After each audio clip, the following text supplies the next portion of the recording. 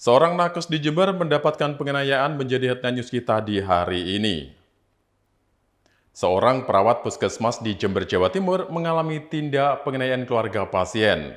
Korban dianiaya gara-gara dituding tak segera melakukan rujukan ke rumah sakit sehingga menyebabkan pasien meninggal dunia. Kasus penganiayaan oleh keluarga pasien dialami perawat bernama Francisco Reddy, warga Desa Pondok Labu, Kecamatan Ajung, Jember.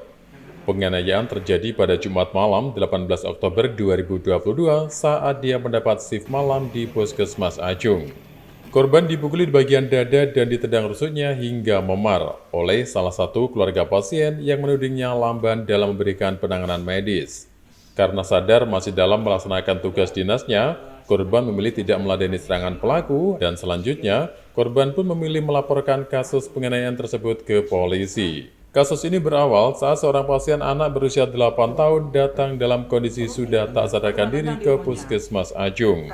Diduga pasien dilarikan ke puskesmas akibat terserang demam berdarah. Melihat kondisi pasien yang sudah memburuk, korban langsung mengupayakan rujuk dengan menghubungi sejumlah rumah sakit. Namun pada saat itu, beberapa rumah sakit yang dihubungi kehabisan kamar. Berselang 5 menit kemudian, korban yang mendapat informasi ketersediaan kamar di salah satu rumah sakit langsung merujuk pasien menggunakan ambulans. Namun dalam perjalanan, pasien meninggal dunia sehingga pelaku pun naik pitam. Korban dipukuli saat melakukan pemeriksaan di tengah jalan dan saat tiba di rumah duka ketika mengantarkan jenazah. Habis itu dirawat jenazah di Mangli, pulang, nyampe rumah duka itu, waktu jenazah itu turun dari ambulan, saya mencoba menjelaskan ke ada tetangganya, keluar juga. Misalnya ke si tetangga itu. Juga kayak yang marah juga, soalnya kan terpancing, pelaku itu juga marah-marah ke saya, misu-misu, jadi terpancing emosi juga. Saya mencoba menjelaskan, si pelaku itu malah nunjuk saya di dada, ngecep, terus sama nendang di rusuk saya diam.